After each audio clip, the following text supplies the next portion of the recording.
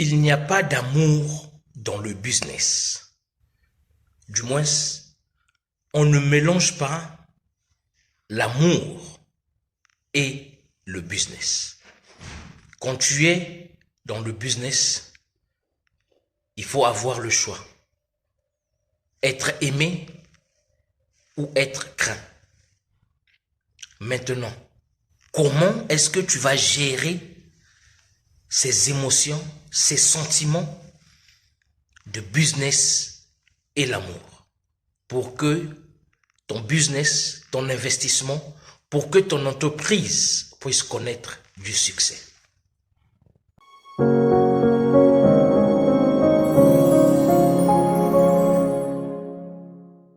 Et bienvenue sur Investir et entreprendre au pays, la chaîne YouTube qui vous fait du bien, la chaîne YouTube qui vous montre les voies et moyens d'accession à la liberté ou à l'indépendance financière.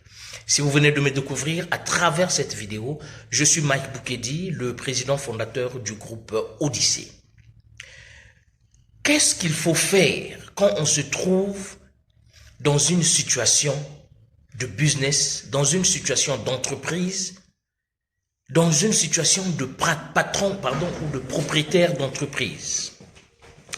Ce qui se passe, c'est que nous sommes confrontés à un problème dans lequel nous devons recruter des gens.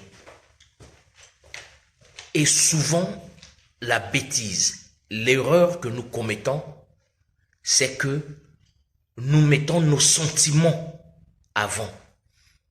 C'est-à-dire que nous recrutons nos frères, nos cousins, nos enfants. Ces derniers n'ont pas d'expérience dans les domaines que nous allons les mettre. Alors là, il y a un problème.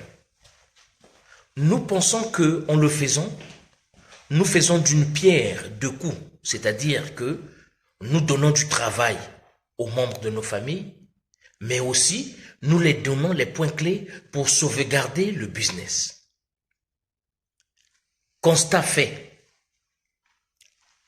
toutes les personnes qui ont épousé cette méthode, toutes les personnes qui ont appliqué cette méthode, toutes les personnes qui ont embauché et donné des postes clés à leurs membres de famille qui n'étaient pas expérimentés du tout dans ce domaine, ces sociétés, ces business, ces entreprises ont fait faillite.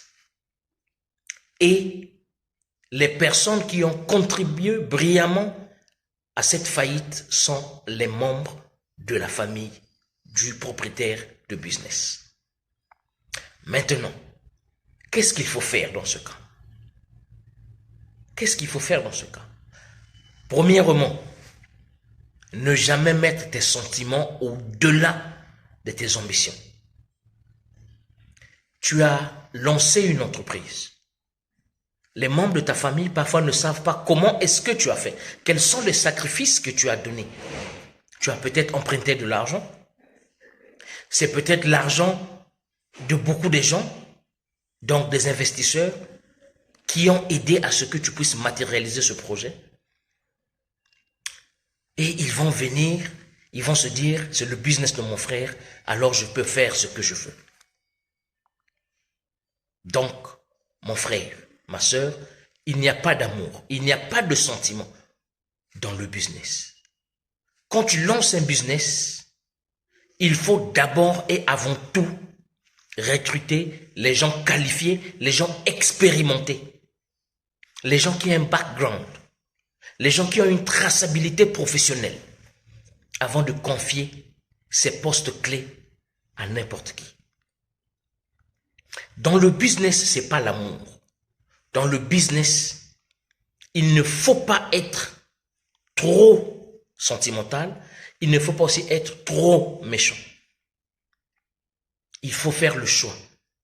Est-ce que tu veux être aimé par tes employés ou bien tu veux être craint?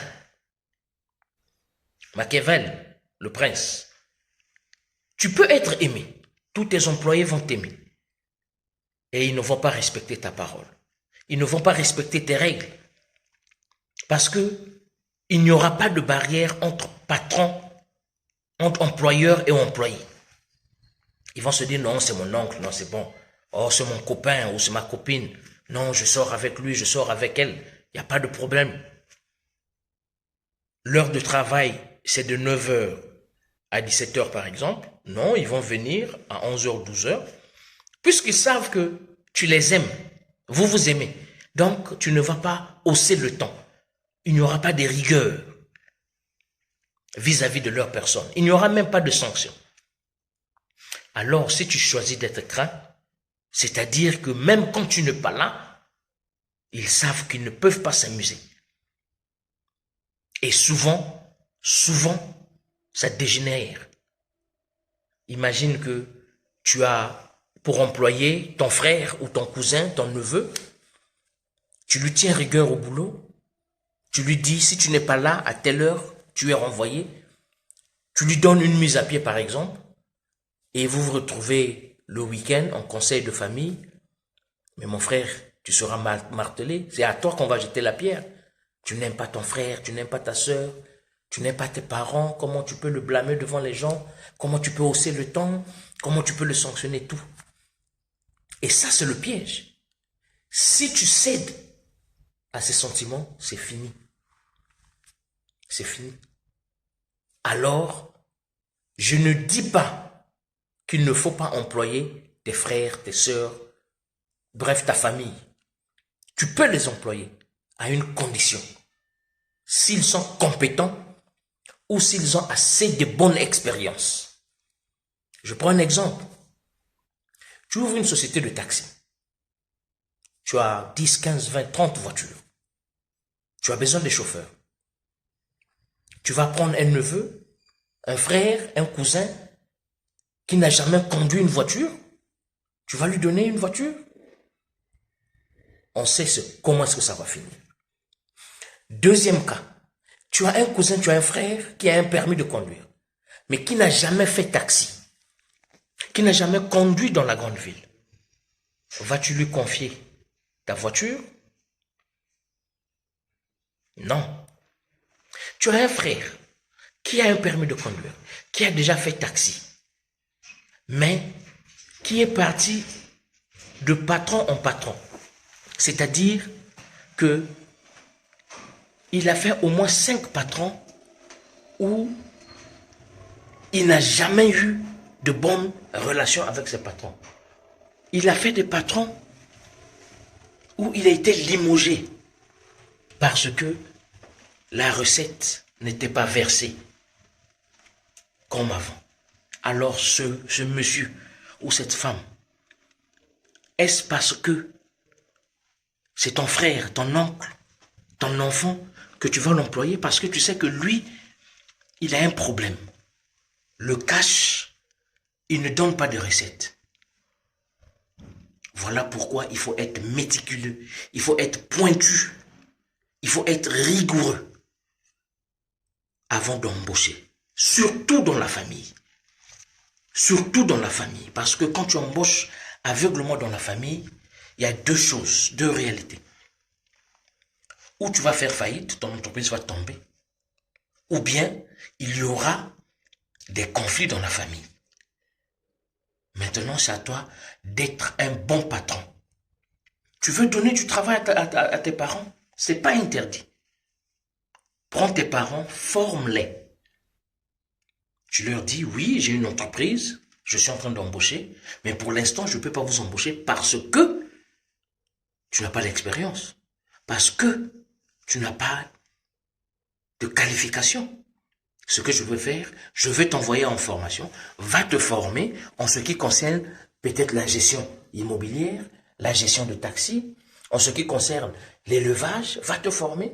Après, tu viens, je te recrute. Je te donne du travail. Mais, quand vous allez, surtout nos frères africains qui sont en Europe, en Amérique, bref, les Africains de la diaspora, vous prenez de l'argent, vous travaillez dur, vous envoyez de l'argent au pays. Tout ce que vous allez faire, c'est appeler au téléphone, donner des directives au téléphone. Construisez-moi ceci, construisez comme ceci, achetez ceci, faites ceci, ouvrez ceci, lancez ce business, lancez cette entreprise. À la fin, on sait où l'on se trouve. C'est des disputes, c'est des regrets, c'est des pleurs, c'est des dislocations familiales. Alors, ne mets pas tes sentiments en avance. Ne mets pas tes je t'aime. Ne mets pas ton amour dans ton business. Il faut choisir d'être craint. Quand tu arrives, on sait que le chef est là. Que ce soit ton fils, ton frère, ta femme, ta mère, ton père. Quand tu arrives, on sait que c'est le patron d'entreprise qui est là. Et il nous a donné une tâche. Il faut que cette tâche soit exécutée. Ce respect-là va faire la crainte. Et voilà comment ton entreprise va grandir avec succès. Voici comment tes investisseurs seront heureux. Parce qu'il y a beaucoup se sont retrouvés en prison. On prend des crédits, l'argent des investisseurs, on confie la gestion de l'entreprise à son parent, et il n'y a pas de suivi, il n'y a pas de contrôle, il n'y a pas de sanction, alors qu'on voit bien que ton frère est en train de dilapider de l'argent, parce que ton frère n'a jamais eu l'expérience de la bonne gestion du cash flow, donc l'argent en espèces par exemple, pour le cas d'une société de taxi, parce que l'argent ça se verse en espèces. Hein? Donc, évitons des problèmes, il faut savoir manager.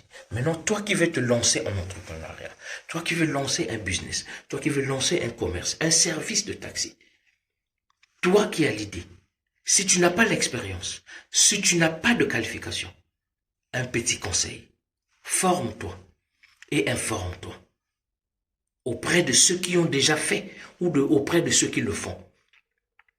Nous, ici, à Odyssey Academy, on a une formation en entrepreneuriat. C'est une formation qui prend 4 semaines pour que tu deviennes ton propre patron. C'est une formation qui survole les alentours, le pourtour et le contour de l'entrepreneuriat. On te donne la vision globale de l'entrepreneuriat. Comment est-ce que tu peux gérer ton entreprise avec succès? Avant que tu te lances en entrepreneuriat, je te conseille de prendre cette formation. Comment est-ce que tu vas devenir ton propre patron? Comment est-ce que tu vas gérer ton personnel? Quelles sont les émotions que tu vas mettre en exergue pour que tu sois un bon patron, un patron exemplaire, un patron obéissant, un patron dont on obéit? Je suis Mike Boukedi, président fondateur du groupe Odyssey. Si cette vidéo t'a plu, si cette thématique te plaît, clique et abonne-toi sur la chaîne Investir et entreprendre au pays. Nous avons beaucoup de topics. Laisse-moi un commentaire si cela te plaît sur ce numéro. D'ici là, à la prochaine vidéo. Ciao.